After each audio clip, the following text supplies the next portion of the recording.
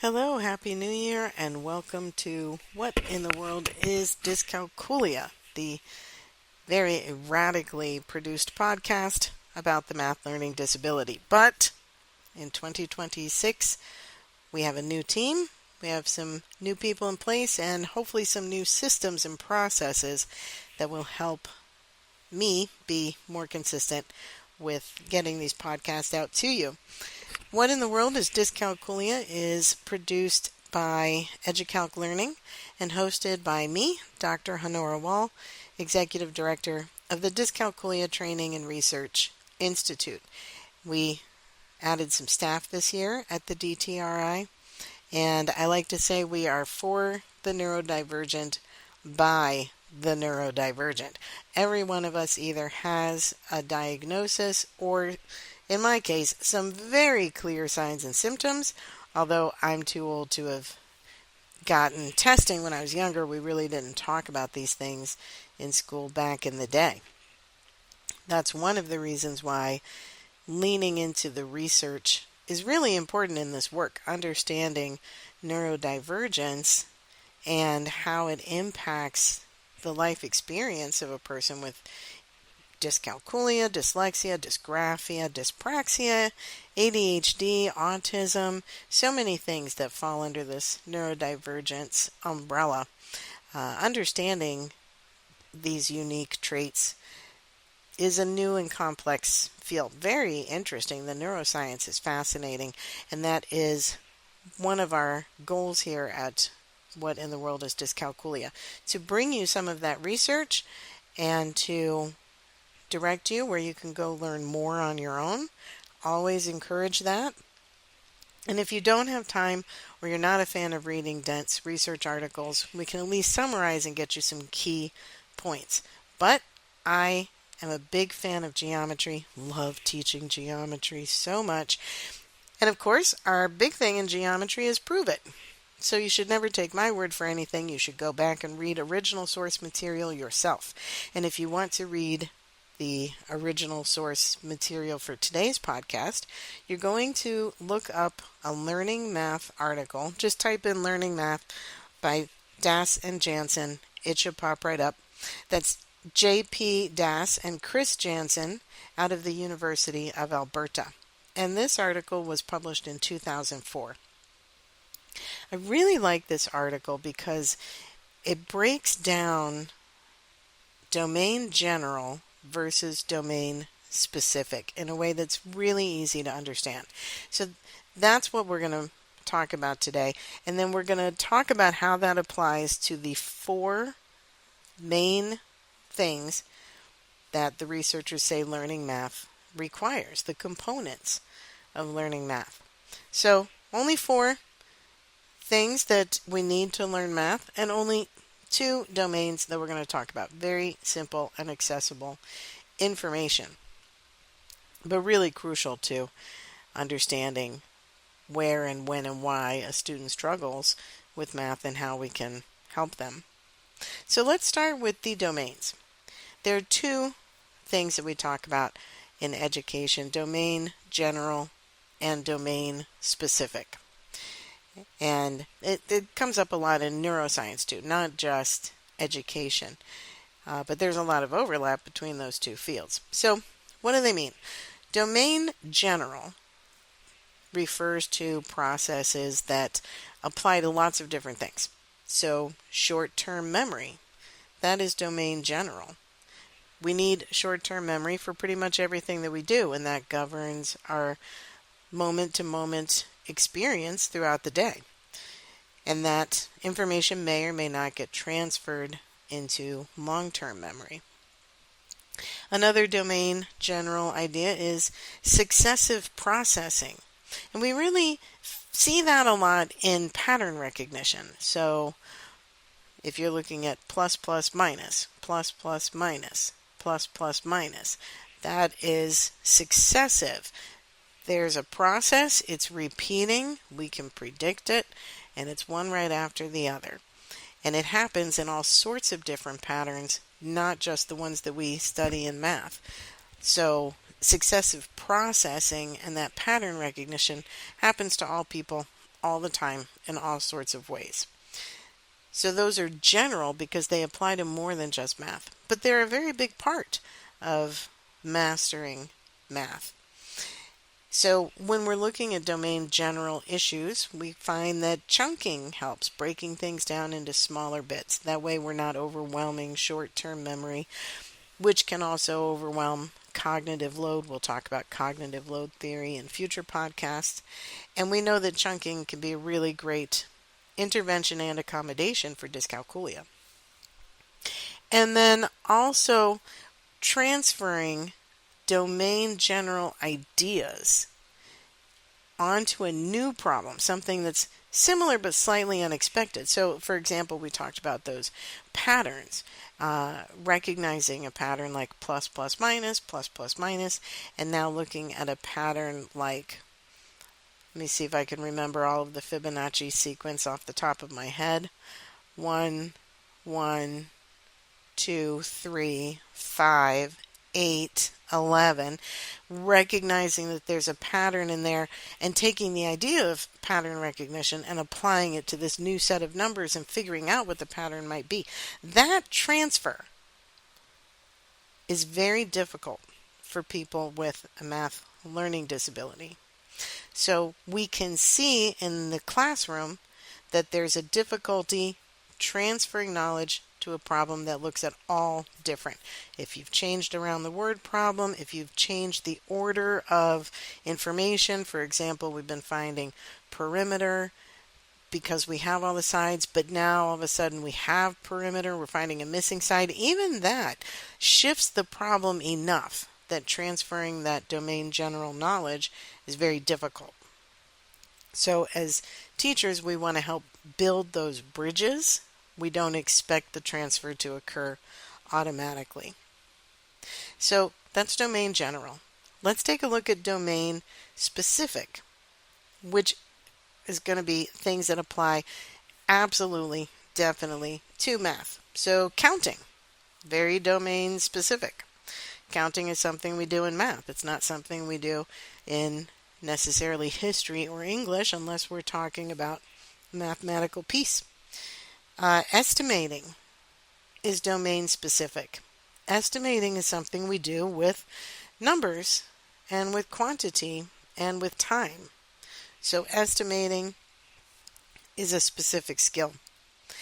And planning, problem-solving planning, is domain specific. And it's a big part of approaching a math problem and deciding how you're going to solve it.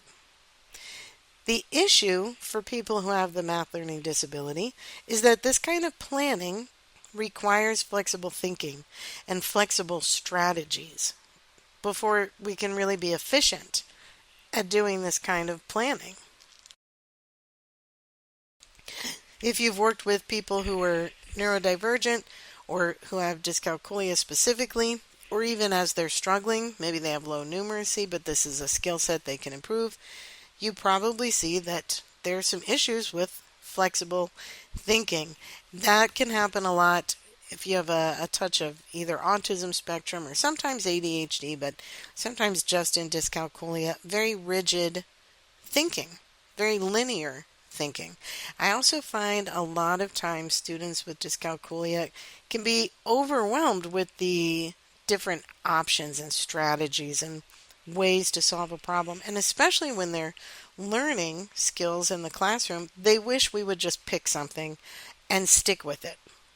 And of course, we want them to learn all of the different ways, find the one that works best for them, play around, land on something that's effective for you, and now you have different options. But we have to remember that for a student with rigid thinking or linear thinking, or who's struggling, those choices can feel overwhelming. It's very much like when I walk into any kind of hardware store, whether it's local or a big box store. There's just so many things. I can't even figure out which thing is the wrench. Which thing, I can pretty much nail down a screwdriver, but it's going to take me a while. And is it the right kind of screwdriver for the project I have at home? I don't know. It's too much. Too many choices. So those are some domain specific issues. people with dyscalculia have problems in both areas.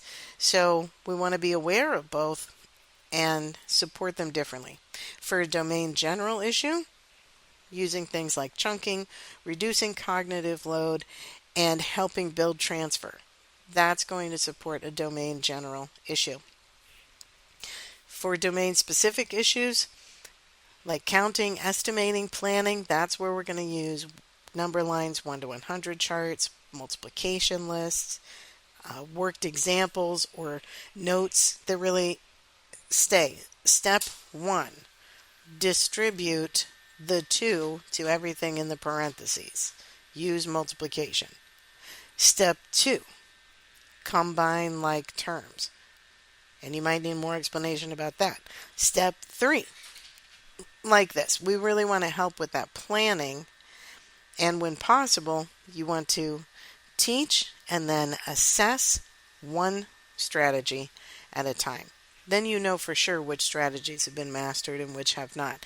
When we try to teach all of the strategies and then test all of the strategies at once, which commonly comes up when we're teaching systems of equations, it's just too many things to remember, too many options, and it gets overwhelming. And then we really don't know which strategy the student understands and which part of the problem they understand.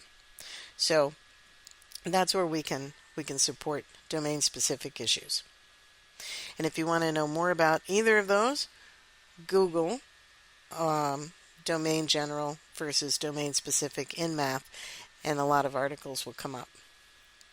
So the next really important piece from this article, and then there might be another podcast out of this article. It was very rich, lots of information. But they talked about the 4 things that learning math requires. So we're going to touch on them briefly today, and then we might dig deeper in future podcasts. But here are the 4 things all humans need in order to learn math. First is magnitude. Second is value. Third is procedures. And the 4th thing we need is conceptualizing. So let's break those down. Magnitude is an innate skill. Everyone has it. We can measure it in infants. And magnitude refers to size, but also relationships between size. So magnitude is thinking of one thing being bigger or smaller than another, which is the biggest toy, which is the smallest cookie, things like this. However, you can't really have big without having small. You can't have larger without having tinier. So they do go together. Magnitude is something that we can automatically do from infancy. And we can see that in infants where they'll sort things by size and they're kind of putting things together. If you give one child a small bag of treats and another child a very large bag of treats, you're going to have an issue because those children are going to know right away who got more treats. So magnitude is an innate skill, and that happens first. The second thing we need for learning math is to understand value. Value refers to quantity, how many, on its own, not in relation to anything else. And that's the basis of our counting. That's where we really start looking at value. And of course that gets very complex because now we're coding words and Arabic numerals and a number line onto quantity, but we'll save that for another day. All of that is wrapped up in value. The thing about value and quantity is that it is not an innate skill. We do know that across the globe, even tribal communities with very little interaction with the outside world have an understanding of 1, 2, 3 more, or 1, 2, 3 many. But in a collective society, you really don't do a lot of counting beyond that, so quantity has a different interpretation, different usage, depending on where you are. And here's where it's not an innate skill. If you look at the numbers in the article, they used 29 versus 45. These are both 2-digit numbers, the 2 and the 9. and the 4 and the 5. They're both odd numbers. One ends in 9, one ends in 5. They have a lot of similarities.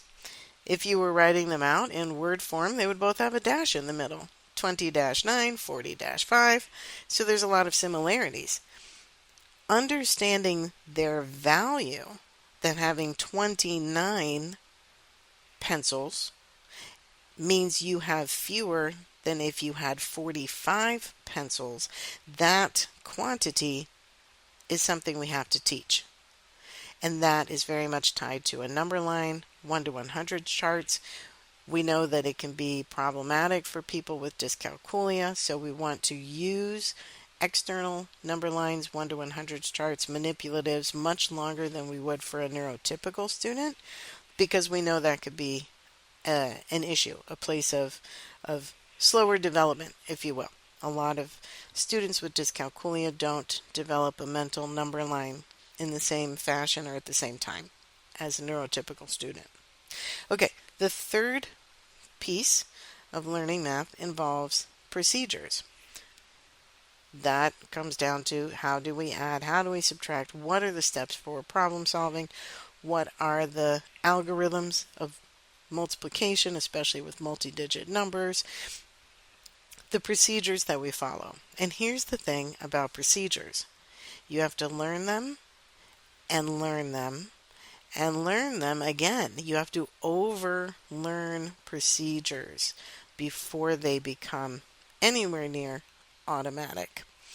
You need extra time with procedures. And I do think that's something that is missing in most of our K-12 schools in math class. Does not mean that we should not have fun projects and exploration and discussion. We absolutely should. But we cannot throw out the procedural baby with the bathwater. Procedures have to be learned over and over and over again for all students, neurotypical or neurodivergent. However, we do know that people with dyscalculia of any age do have more trouble remembering and recalling steps and procedures. They can get lost in complex procedures. If you've taught long division to a student with dyscalculia, you know exactly what I'm talking about. And a lot of our larger problem-solving steps in algebra, we run into these procedural issues. So procedural fluency is not something to put to the side. It's very, very important, and it's a huge part of learning math. The fourth piece is conceptualizing, and this one is a trending keyword in math instruction these days, making sure students conceptualize what's happening in a math problem with the goal that they will then remember the concept, and this will help them remember the procedures, and it will help them intuit what they might do for a strategy. So conceptualizing has a lot of rich benefits. However, how do we really know what someone else's concept of anything is?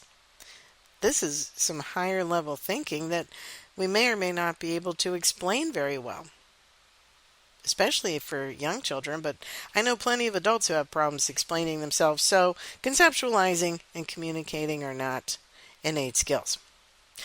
And also, even with the best class discussion, we really don't know how much a person understands, or if they understand and interpret the same way we do. Are they using vocabulary in the same way? Does that conceptualizing really fire procedural memory and fact fluency? That's something that we really need more studies on. So the jury is still out on that.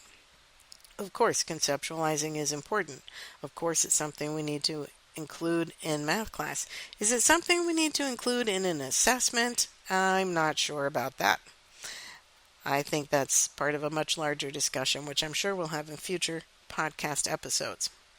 So, to wrap up this excellent learning math article by Daz and Janzen, 2 domains we're concerned with, domain general and domain specific, and how those affect a person with a math learning disability.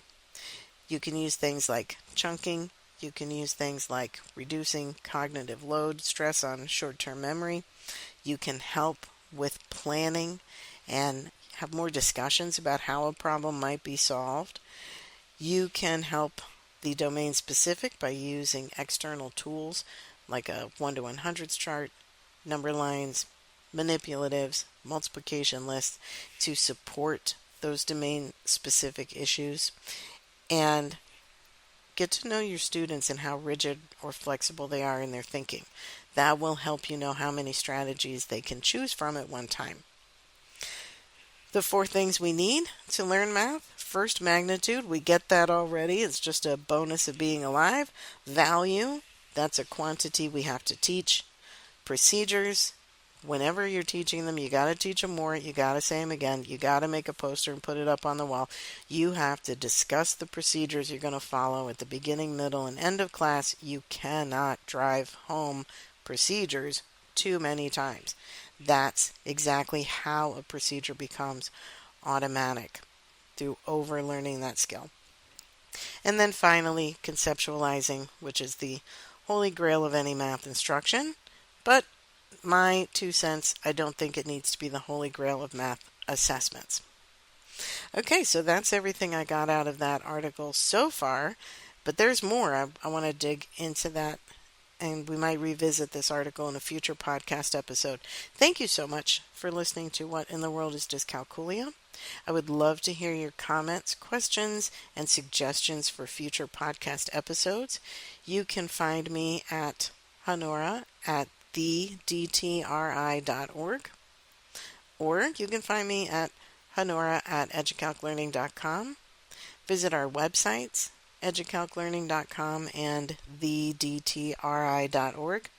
and find me at conferences. I've got a whole bunch already lined up for 2026. I'm super excited to go around the country talking about dyscalculia.